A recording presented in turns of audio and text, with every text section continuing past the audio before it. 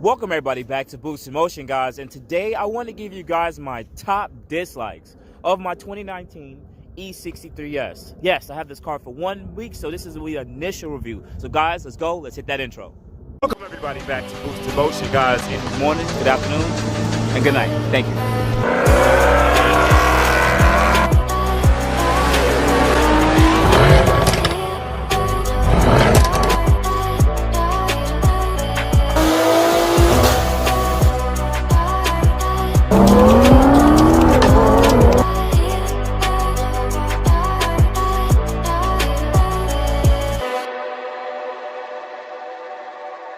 Welcome everybody back to the channel. First thing, shout out to my whole Boost in Motion family. Thank you guys for showing your support to the channel. So hopefully you guys hit the like button already. Also, to anyone who's new to the Boost in Motion channel, I am Boost in Motion. I do report the news. I do like to talk about automotive content, and I'm also a car enthusiast. So you will get mixed content on this channel, and if this is something that you like, guys, definitely hit the subscribe button with the bell notification, and always hit the like button. Also, guys, please watch those ads. It really helps the channel out a lot. I do need to ask for that because it really does help the channel out. Anyways, guys, let's jump right into it. No more waiting. So the first thing I want to say about this car that I dislike is this, guys. It's the transmission. And what I mean by that is this. I'm not saying it's not a reliable transmission, but what I am saying is this transmission is jerkiness. Now, remember, I came from a 2015 C63 W205, which had the similar M177 motor inside of it. So I'm used to dealing with the 7-speed automatic transmission, but this car has a 9-speed automatic. And what I realized with a week with it is very finicky. The car, I want to say, depending on if you had it in comfort mode, sports, 4 plus, or race mode, if it's in comfort mode, it seems like the transmission is still like hunting for a gear.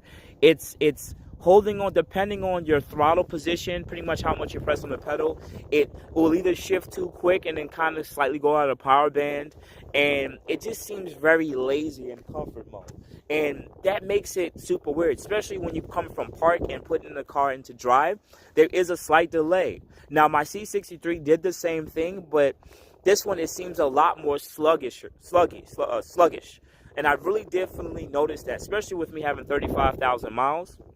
Some people will say maybe you need to get service, which I'm going to do later in a different video. We're going to talk about all the maintenance stuff.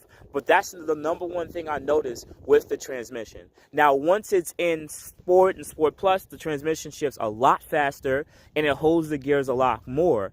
And even then in that, I really don't like the rev hang too, especially depending on throttle position. But once again, it's a super sedan. It's particularly supposed to be used for doing that, but I'm daily driving the car too, so it's a learning curve I've been going through in the last week, but I know through time I'm going to get used to it. But for now, it is one of the top things that I dislike about the car.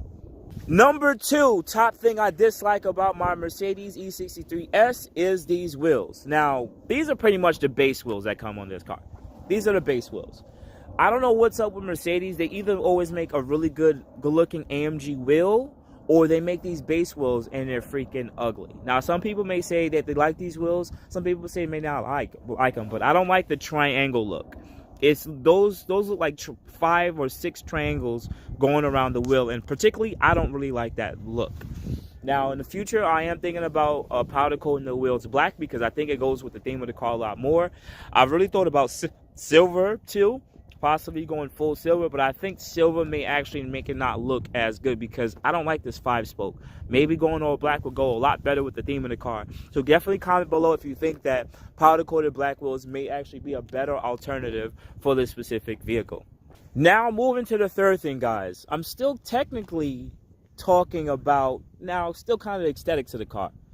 I don't like the rear end of this car. I'm going to be quite honest with you guys.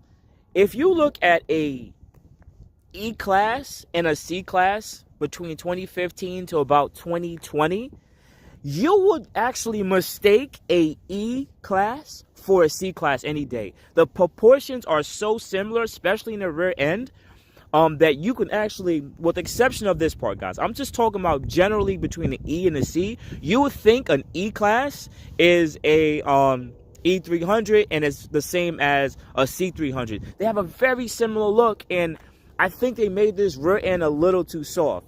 Now, at the end of the day, yes. Does the bottom rear valance make it look a lot better? Yes.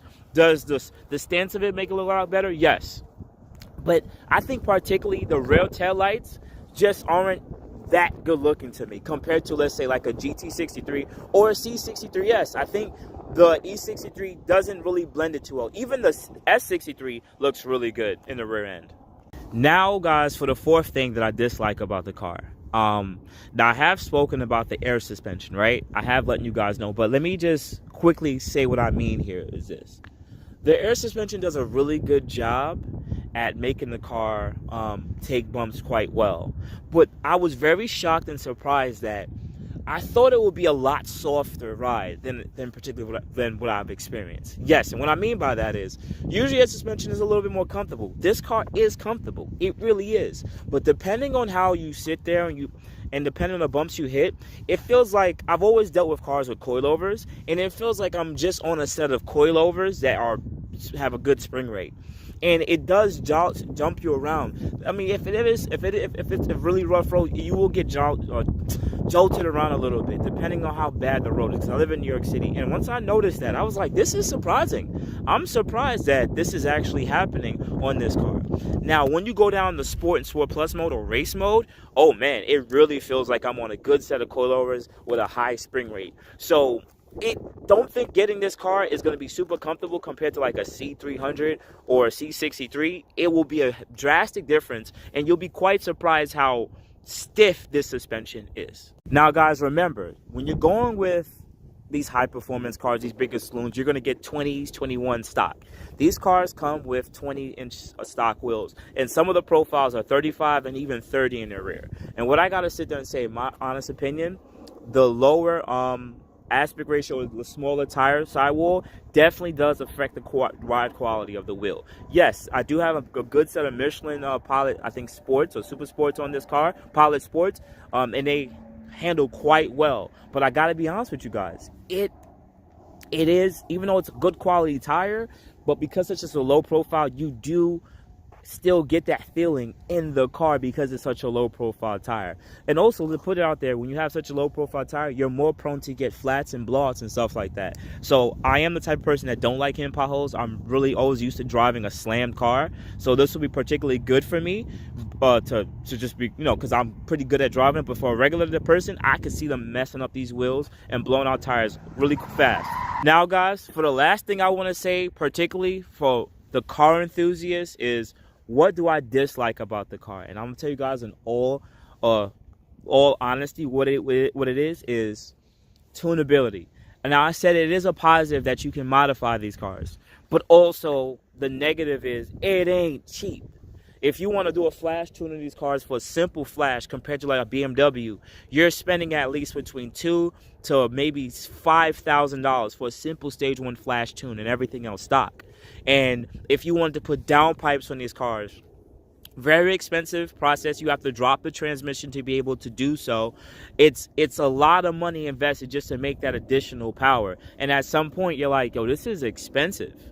If you want to do turbos for these cars, the turbos are going to be about $10,000 compared to other vehicles, which are about half the price. I would even include BMWs. So understand, if you're coming into this platform and you want to modify this car to make power, yes, you can actually do so. But understand, you will pay that Mercedes tax that exists depending on what stage and limit of horsepower you want to get. This applies to any cars. This exists for any cars, but particularly E63 versus like an M5, there's a huge drastic difference between the two. So outside of that, guys, I just wanted to make this updated video giving you guys my top dislikes for my E63s in the first week. I will give an updated video maybe in about a month to 3 months about my experience with the car. And outside of that, guys, you already know what to do. You can hit the like button. You can also hit the subscribe button with the bell notification and hit all. My Boost in Motion family, I know you guys have already hit that like button. Thank you so much. I appreciate it. You guys have a good day. Thank you, everybody, for watching. Do appreciate you guys. Love you guys very much. You can also check out the 2 links I posted for some of my other videos. Also, on top of that, if you want to purchase some Boost in Motion merch, definitely check the link that I posted also. And finally, if you've been watching all my videos and you enjoy them, please hit the link to subscribe to my YouTube channel. Thank you.